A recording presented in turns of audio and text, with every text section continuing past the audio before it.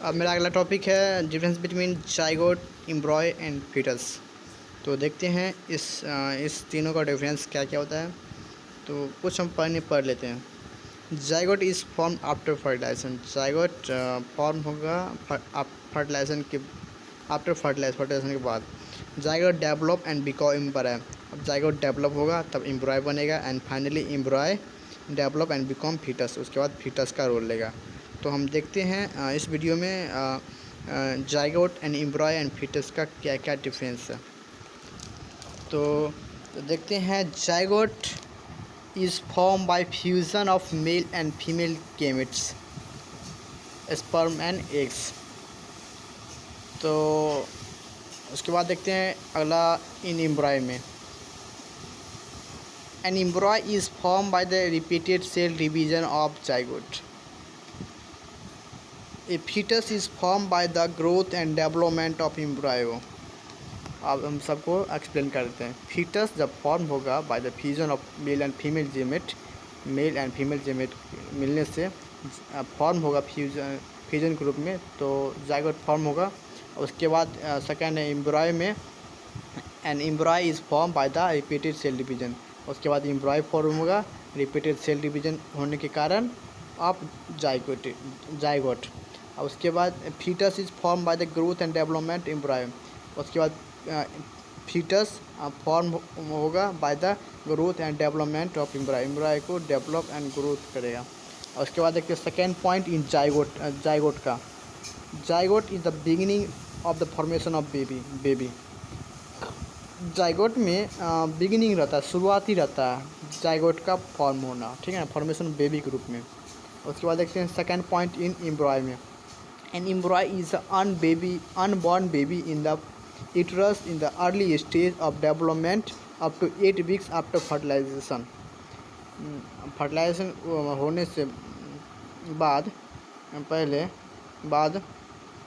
जो एम्ब्रॉय में unborn baby होगा वह यूट्रस में अर्ली स्टेज डेवलप होगा।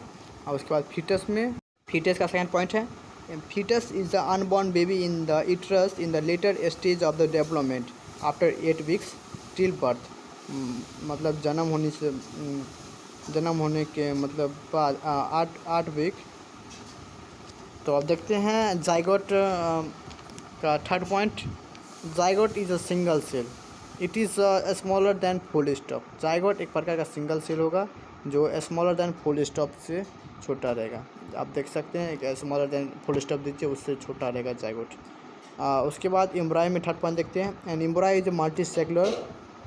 The body of features growing baby in the embryo are not much develop.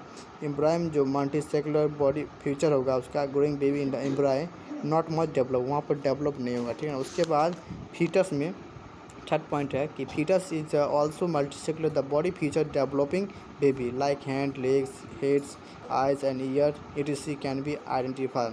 अब उसके बाद फीटस में क्या होगा कि हम आइडेंटिफाई कर सकते हैं कि उस मल्टीसेक्युलर में कि उसका बॉडी फीचर्स डेवलप होने लगेगा बेबी का। उसका दिखने लगे मतलब पता चलेगा उसमें हैंड आ जाएगा, लेग आ जाएगा, हेड आ जाएगा, आइज, ईयर, ये सब इत्यादि जो भी हो ये सब उसमें आइडेंटिफाई होने लगता है, ठीक है ना। कहाँ होता है ये फीटस में पूरा डेवलप होता है। तो आप देखते हैं sexual cycle in females menstruation.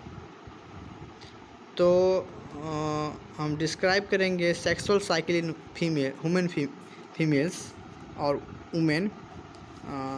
तो when a girl child is born, जब गर्ल चाइल्ड बॉर्न होते हैं, हर ovary already contain many thousands of immature ova. अगर कोई गर्ल चाइल्ड बॉर्न होती है तो उसके अंदर ओवरी में already contain thousands of immature ova content रहते हैं which are contain in the immature fossils. When the girl reaches the age of puberty, then the one fossil develop at time of form the mature ova. On maturing, the fossil burst and the ova shoot out of the ovary. This is बता रहे थे कि जब girl reach मतलब puberty की age में आएगी then one follicle develop at time, उस समय फोसल डेवलप होने लगेगी टू फॉर्म मैच्योर ओवा बोले तो एग और egg. On maturing, the fossil burst and ovum shoot out of the ovary, this is called ovulation, उसको हम ओवुलेशन कहते हैं। तो हम फिर से हम डिफाइन करते हैं ओवुलेशन क्या होता है। द रिलीज ऑफ एन ओवा और एग, बोले तो ओवा को हम एग बोल सकते हैं, from an ovary is called ovulation. Release होता है एग का from ovary is called ovulation, नाम में है ओवुलेशन। ओवू मतलब ओवा, ओवम का फॉर्म, ओवरी में form an ovary is called ovulation, नाम ही ओवुलेशन, उसी नाम से ovum form an ovary is called ovulation. Release of ovum from an ovary is called ovulation. That's clear. आगे देखते हैं। Normal healthy girl ovulation takes place on the 14th day of the beginning of the menstrual cycle of 20th day। 28वां दिन से पहले 14वां दिन में, मतलब 14th day में ओवुलेशन टेक प्लेस होगा वुमेन हेल्दी गर्ल में। This mean that ovulation take place in the middle of the menstrual cycles because the 14th day of the middle of the 28 days, ठीक है ना। In human females the ovaries start releasing ovum or egg once every 28 days for the age of puberty। puberty age आने के बाद मतलब girl में egg का release होने लगता है, ठीक है ना, हर 28 दिन के बाद, ठीक है। उसके बाद देखते हैं the girl ovulation start when they attain puberty. Girl में ओवुलेशन स्टार्ट कब होता है, जब वह पुबर्टी अटेंड करती है, ठीक है। Take place after period of every 28 days which is almost once a month. Before every ovulation the inner lining of uterus become thick and soft with lot of blood capillaries in it। Before ovulation के पहले inner lining जो होता है uterus का become thick होने लगता है and soft with lot of blood capillaries और blood vessels in it. This change in the uterus are necessary because in case of ovum release from by the ovary get fertilized by the sperm and then uterus has take place this fertilized ovum for further develop and supply it with food and oxygen। या क्या कहता है उसमें मतलब कुछ change आएगा, जो uterus होगा ना वो थिक होने लगेगा, सॉफ्ट रहेगा, ब्लड कैपिलरीज बोले तो blood vessels in it. This change uterus are necessary because in the case of ovum release by the ovary get fertilized by the sperm then uterus has to keep in fertilized ovum for further development and supply it with food. उसको development के लिए भोजन की आवश्यकता है, oxygen की आवश्यकता चाहिए। That it may grow into a baby due to course of time. Sperm is not available at the time of ovulation. Ovulation के टाइम में स्पर्म अवेलेबल नहीं रहते हैं। Then fertilization of the ovum does not take place since the ovum is not fertilized, so thick and soft uterus lining leaving lot of blood capillaries in it not required। आगे पढ़ते हैं। Thus the unfertile ova die within the day and the uterus lining also break down since the thick and soft uterus lining contain a lot of blood vessels, so the breaking of the uterus lining produce blood along with other tissue। This blood and other tissue come out of the vagina in the form of bleeding। Vagina से अगर bleeding का formation होता है इसको हम menstruation शायद ऐसे कहते हैं। तो हम फिर से डिफाइन करते हैं मेंस्ट्रुएशन होता क्या है। कह सकते हैं ब्रेकन down and removal of inner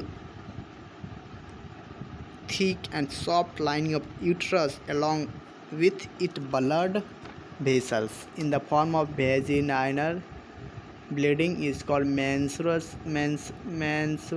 flow or menstruation। ठीक है।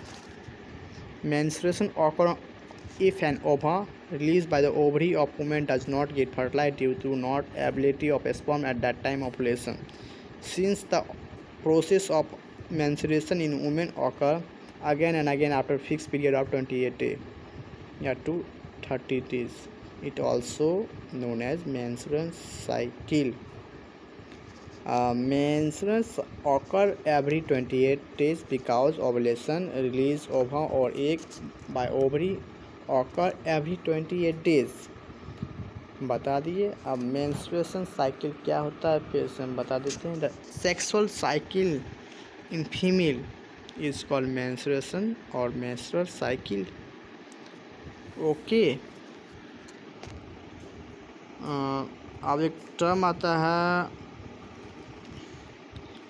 Manage and menopause. मैनेज क्या होता है? The first appearance of menstruation और period at puberty is called menarche. पहली बार ऑक्रेंस जो होता है मेंस्ट्रुएशन पीरियड एट प्यूबर्टी उसको मेंडेज कहते हैं। मेनोपॉज क्या होता है? The permanent stoppage of menstruation in the women is called menopause, उसको मेनोपॉज कहते हैं। ये दो टर्म था उसको बता दिए, ठीक है। और जो बचा होगा आप लोग पढ़ लीजिएगा, ठीक है। फर्स्ट एक्सपीरियंस कब होता है? वुमेन में 10 से 12 साल में, ठीक है ना। इसी को हम मेनोरेज का हम बताए थे कि the permanent stoppage of menstruation और period in a women is called menopause. Permanent मतलब अस्थायी रूप से रुक जाएगा स्टॉपेज मेंस्ट्रुएशन का, और period in women is called menopause, उसको मेनोपॉज कहते हैं। कितना ईयर? 40 से 50 ईयर तक।